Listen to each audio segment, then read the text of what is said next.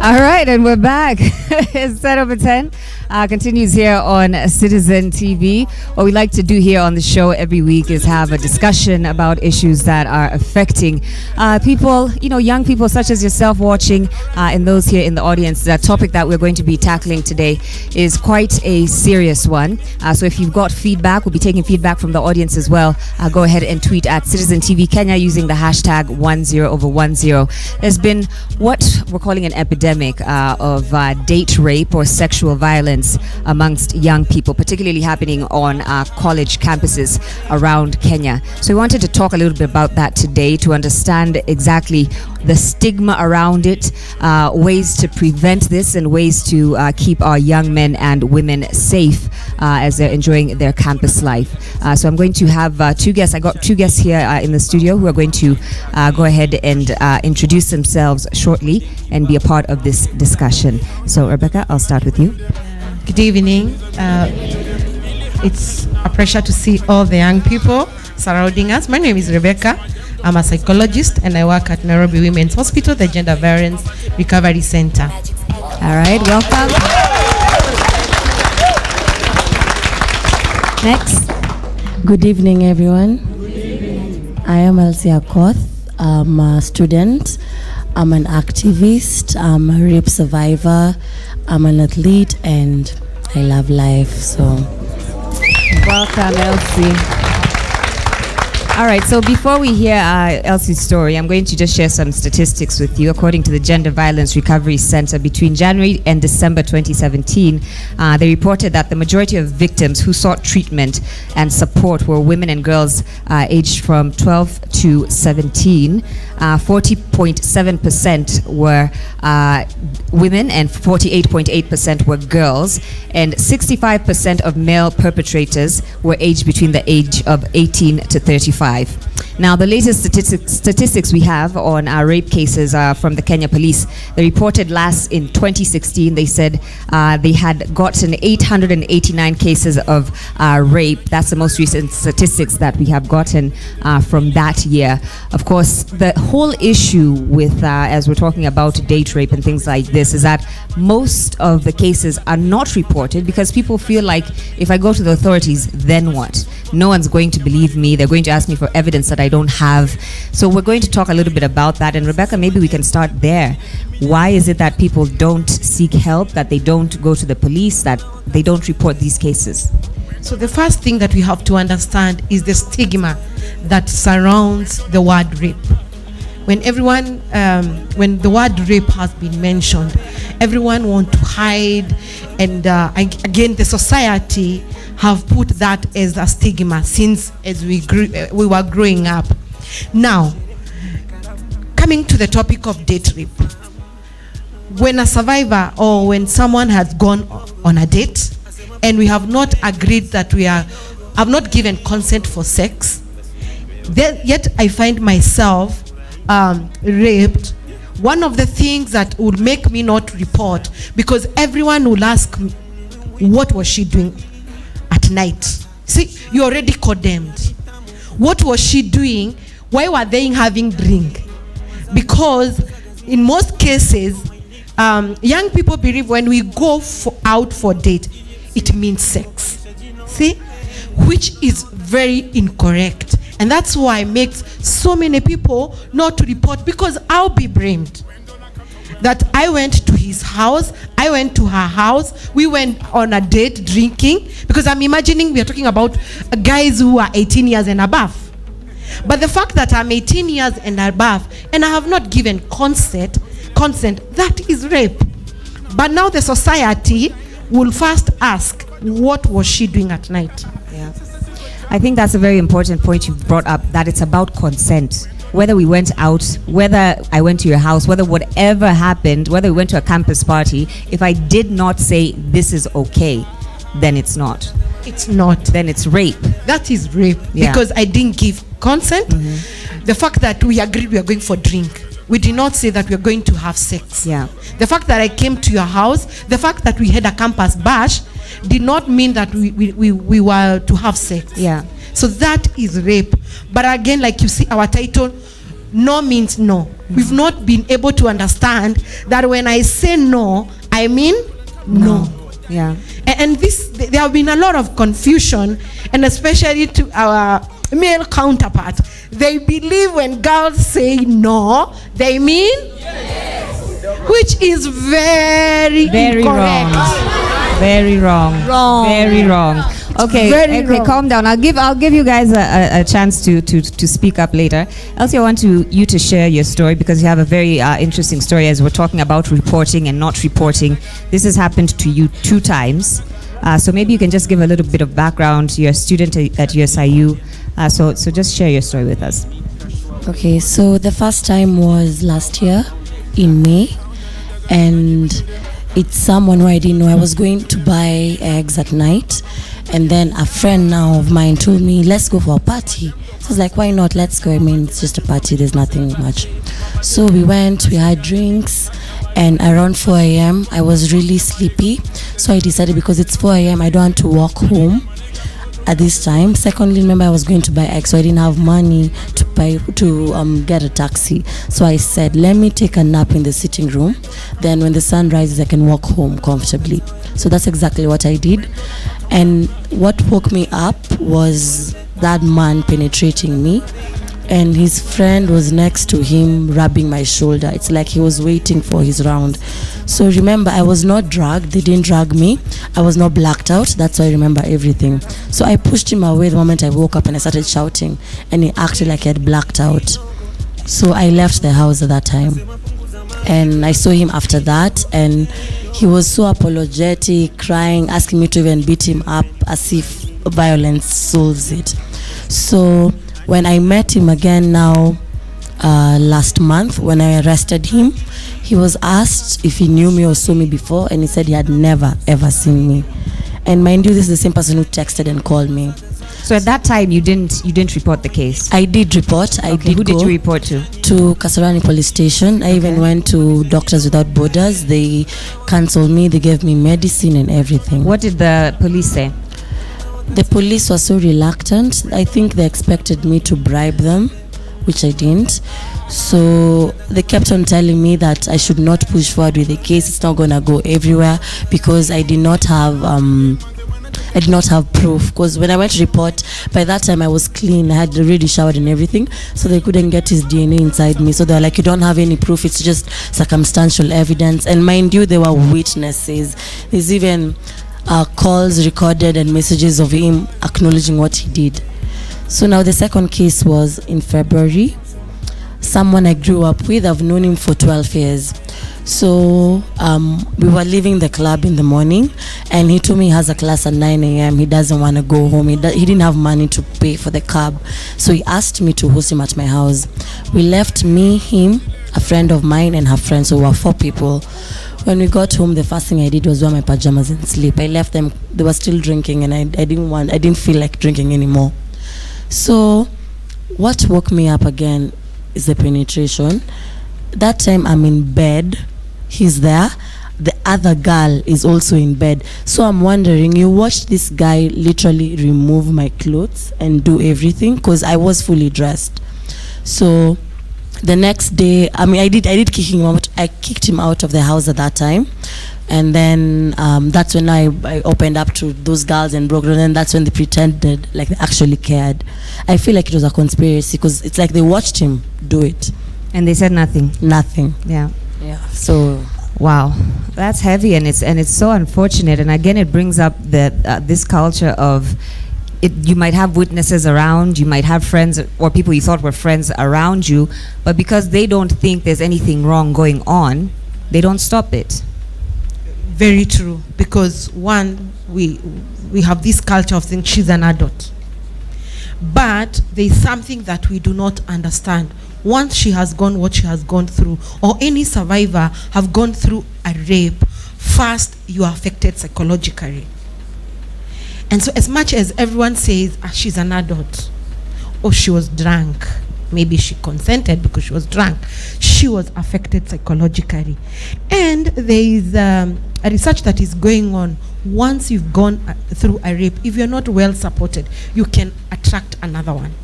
because psychologically, remember, she's affected. There's a lot of trauma. There's a lot of fear. Yeah.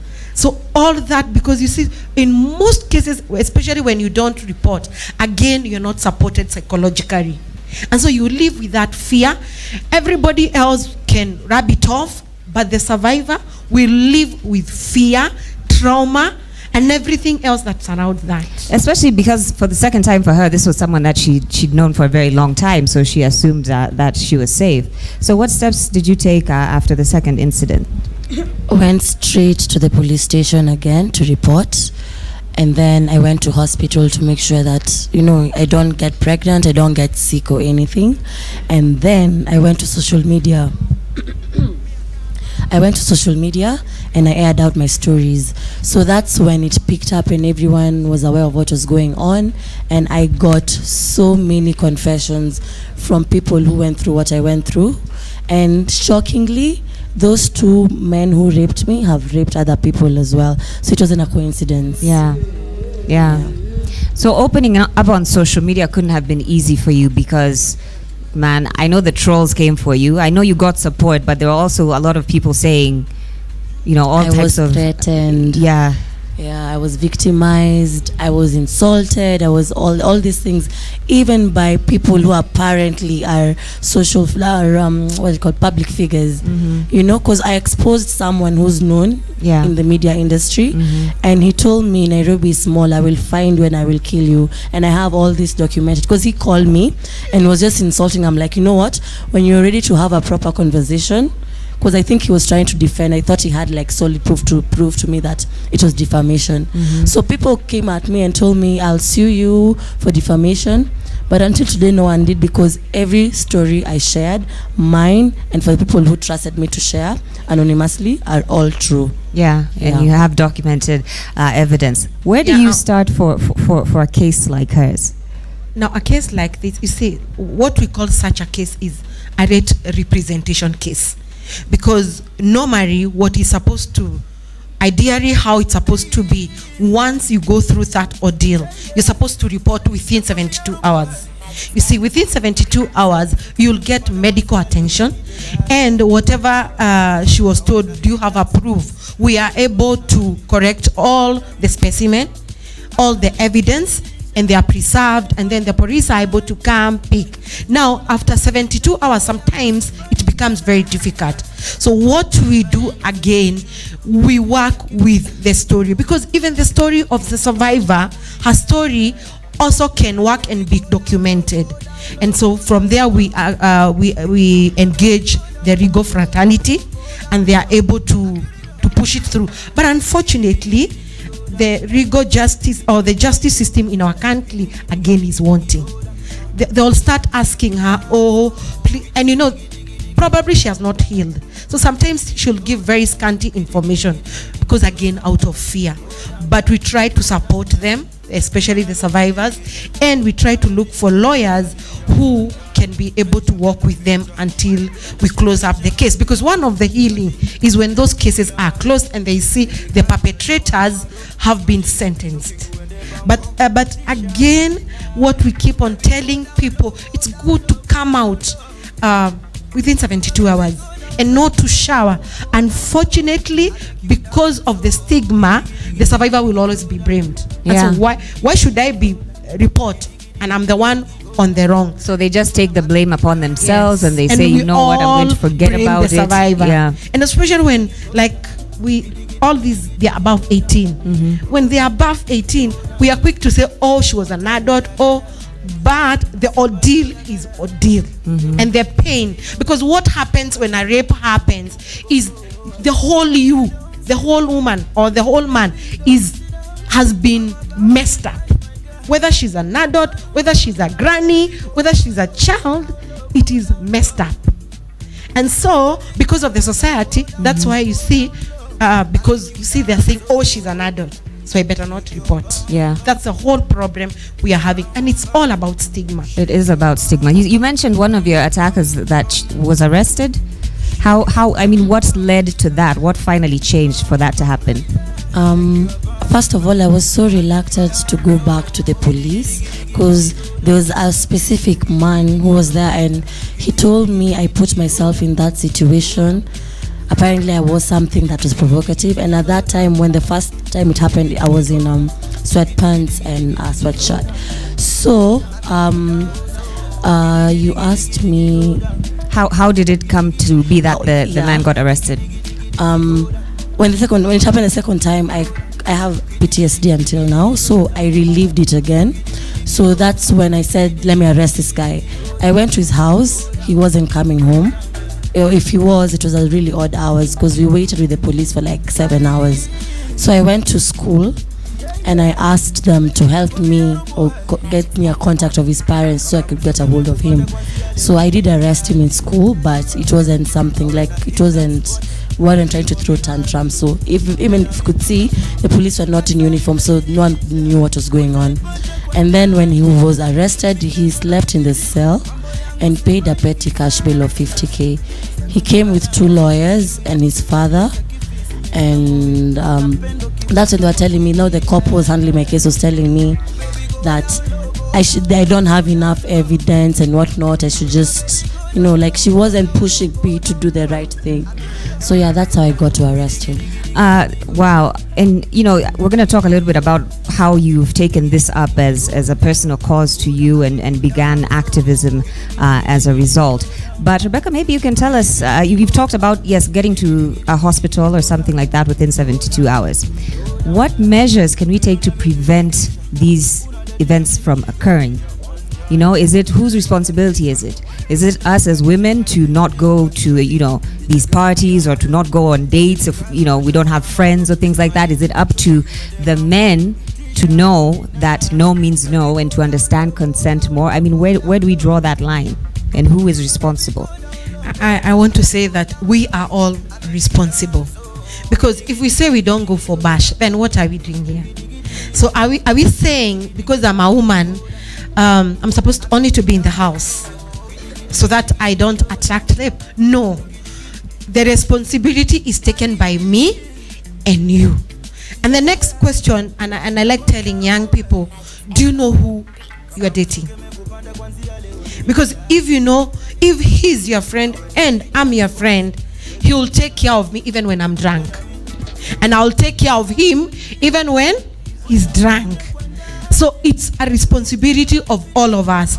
And then again, the society need, as we are bringing up our children, we need to teach our young men and our young girls. First, girls, we need to know that when I say no, it's a no. Again, we need to teach boys, when girls say no, it is no. So it is not vice versa. Then our parents, because we also need to teach our parents to teach our girls that no means no. I want to just quickly see if there's anyone in the audience who has any comments on this discussion so far. Is there anyone who wants to comment? Anyone? You want to comment? Okay, where's the microphone? Can we just pass the microphone over to him? You can come forward.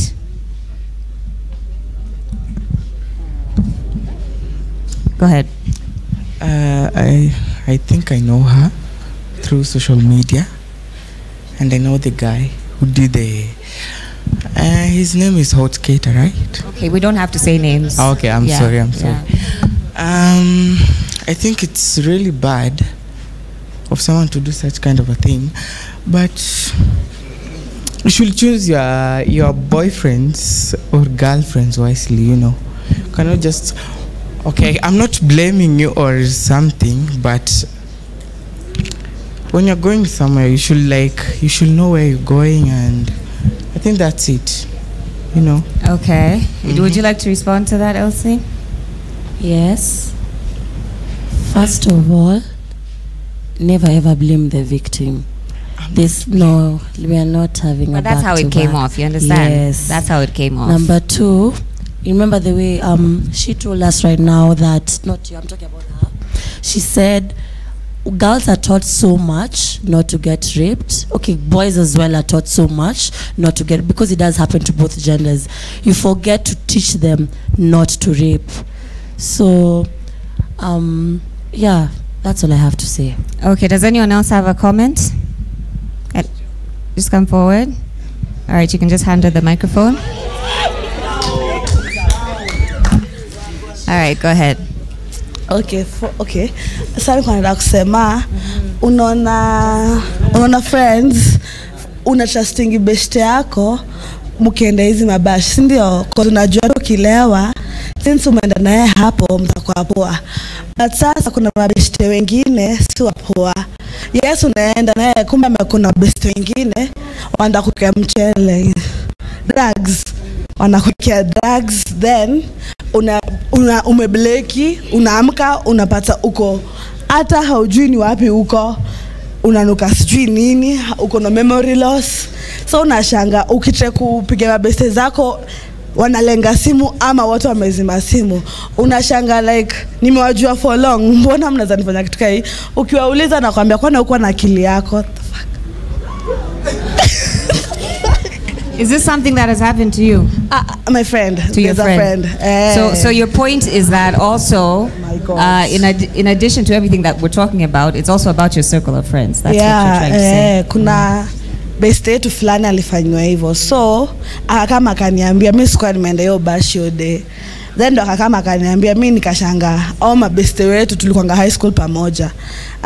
Walimfanyaje kitu kaa hiyo? Dem alikuwa raped. Mimi ndo nikampelekanga hosi tukafanya hizo vitu tukaenda kwa police station bla bla bla. Sasa sikujuanga kama huo chale alishikwa cause hata dem hakuwa anajua ni nani alimrape. Yeye aliamka tu akapata hayuko ajupa aliyuko hana simu, yani life yake ilikuwa tu tricky. Sasa ndo akaenda akaomba madha fulani hapo tao simu, ndo akaweza kujaribu kupiga kujua pata tatoa affair ndio. Well, yeah, thanks for sharing. I guess the point that she's made here is that these situations happen all the time. They're so common. I know everyone watching right now, whether it's happened to you or not, it's happened to someone you know or a family member or someone close to you. And in those cases, yeah, it makes you reevaluate your whole life. Like, who are my friends? Who are these people I'm hanging out with? You know, like, if these people can watch me go through something like that and think it's okay. You know, does anyone else have a comment? We are Mejileta. Mimi kile tu nitawaambia ka masista zangu na mabro wangu, kuna mabeshte upeana by the way. Like unacheki cheliana kama na kusho manzi tunaishia bash na kuna kadem nimecheki na kada nitakupea 10k. Sasa madem ni wale 10k. Madem ni wale atakupeana na get. So mimi kile tu nitashow jueni mabeshte zenyu msikwe na ile na get msipeane. Sawa, thank you. There's a guy here. Can come. Good evening, guys. Yeah, there is a certain story which I want to share with you. Okay, si madem peke yake urepiwa, even boys. It's true. Niko na rafiki yangu. Okay, unaona hii design vijana tunaitwa with a stranger from nowhere. Kuna rafiki yangu fulani napigana naye asol mtaani. He was like, alipigiwa simu, nimetoa na mambo yako FB nini nataka ulink up come kesho jioni nikutolee form. We just a certain man. Naona boys tunaripiwa pia, si uongo. It's true. It's true. Even Rebecca can attest this. The statistics that you had shared with me. Also, there was a segment for boys, right? Yeah, and people need to know that. Absolutely. Yeah, and you know that evening, the day he went, alitoka akatuambia majamaa, nimeenda hiyo club acha sitaje, nimeenda kutolewa form, ikifika masaa ingine ndo wasitua niambia vile kulienda. Joy, my friend, he was left with two men. Alienda mzinga hapo nini watu wakakata. After kukata zimeshika nini kumbe alikorogewa. Believe me or not, yeah, ni my boy too light skin. Believe me or not, that night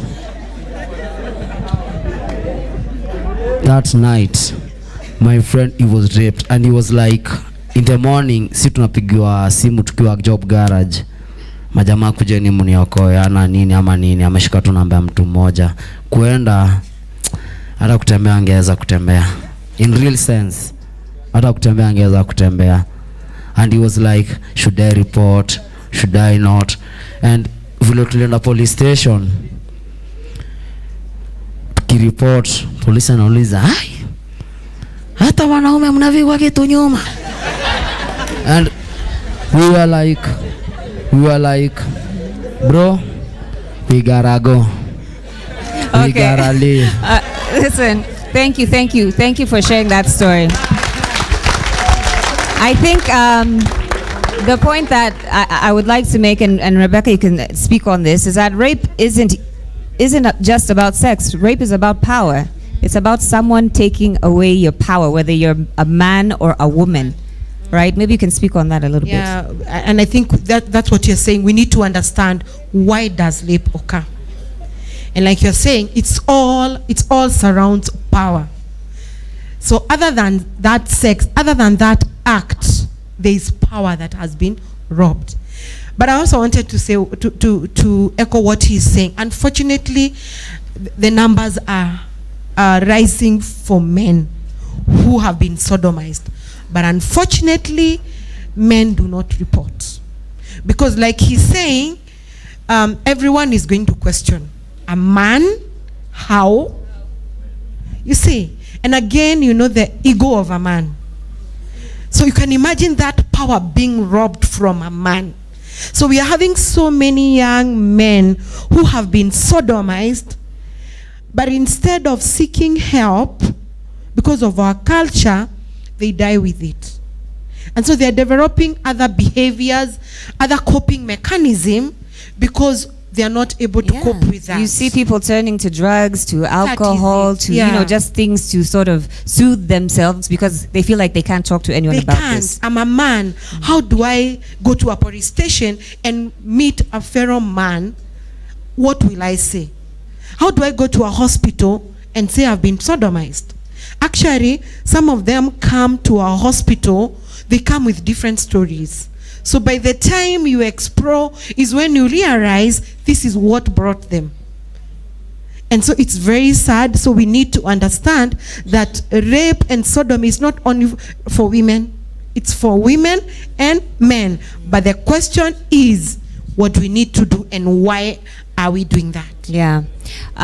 Elsie, I want to come to you because like you said, you took to social media and you've been quite public about your stories, but you've also turned this into sort of a personal thing where now you've become an activist, sort of, you know, protecting victims and speaking out against that. Talk to us about what led you to do that and what you've been doing in that regard. So I posted my stories just so that people could protect themselves from those rapists. And then when I got all that, all the confessions I got really moved me to do something more than just posting on social media. Because I'd get comments like, okay, is social media going to help me? Yes, it has helped me. I mean, that's why I'm here today. So I spread awareness. I did a march last month against sexual violence. And now I started a movement. And my movement involves survivors, legal advisors, counselors, and supporters, because there are people who it's not happened to them directly, and they're not counselors or lawyers. So yeah, my main goal in the future is to amend the constitution for them to be able to recognize things like marital rape. You can imagine today you can get raped by your spouse and you can't take them anywhere. In fact, they're the ones who will take you to hospital. Because I did meet a woman who was sodomized by her husband. He said he was tired of the normal routine. He wanted, so she could not even walk and all that. I also want to amend things like they can't be bail or bond or whatever or jail for the attackers to just walk. It should be lifetime imprisonment, because the same way you take something like murder, which is very serious, or let me think of something. Okay, let me just say in general, like a crime is a crime, but an offense that is looked at like it's less of an offense, and then it has big punishment, and then something that big as rape, you've devoured someone's ego, power, you've messed them up psychologically, physically, you name it, all angles, So it should be looked at. It should be looked into more seriously. Yeah. Yeah. I'm going to take final comments from each of you. I'll start with you, Elsie. Maybe you can speak to victims such as yourself, and just young girls watching in terms of how to deal with these types of situations, and if you have your social media handles that you can give if people want to contact you for more information about the activism that you're doing. So final comments from you. First things first, because it's easier to get your justice if you report. Even before you go to the police station, go to hospital. Let them take that sample of the DNA they left inside you or on you. Because sometimes they don't do it inside you, but maybe it's on your clothes, maybe it's on the bed that it was. Just take it. And when you take it, wrap it in a brown paper, not plastic. Because that way, even though the person denies and the DNA matches, it wasn't rocket science. Yeah. Yeah. Then I'd also advise people, never ever blame yourself. It can never and will never be your problem. Whether you want to come and walk around naked, whether you want to wear a buibui, whether you want to drink, whether you want to stay sober, whether you're young or old, it can still happen to you. So never blame yourself. No, it is the rapist that decided to do it. So do seek your justice. Don't sit back. Even if it happened to you 10 years ago, seek your justice. Yeah? And then my social media handle on Instagram, Self-Made East African. Facebook, it's Elsie Akoth. I'm still helping people until today. I will do it for the rest of my life. So if you know anybody that's been affected directly, or if it's you, come to me and I'll show you the way forward. Yeah. I'll finish with this. In a society that is so sexist, resist the normalization and insist on equality. Wow, that's powerful. I appreciate that. And I actually now, I've just remembered, I didn't even know her. I hadn't met her, but I DM'd her on Instagram and I didn't think she would reply. And you did, and I was so thankful. And so you actually are helping people out there who are reaching out to you. So kudos to you. Rebecca, final comments. Yeah, I'm so proud of Akoth. I have met her in our organization, and I'm really proud of her because what she's doing, probably so many people will relate with her who have gone through the same. It's very easy when you've gone through something, people, and you want to talk with someone who have gone through that, so people are able to, you'll be understood. So kudos, she's doing a very good job. And I want to tell everyone, don't keep quiet. Come out. Like she has said, it's not your mistake. It's that person's mistake. And then the society, let's not blame the survivors. Whether I was naked, whether I was drunk, I did not ask for a rape. And I want to leave everyone with this. Sometimes, like she's saying, how are you dressed? And I ask, when we see young kids of 2 years with diapers being defiled, how are they dressed? So it's not about dressing, it's not about going to bash, it's just about a culture that is, and a behavior that is not right.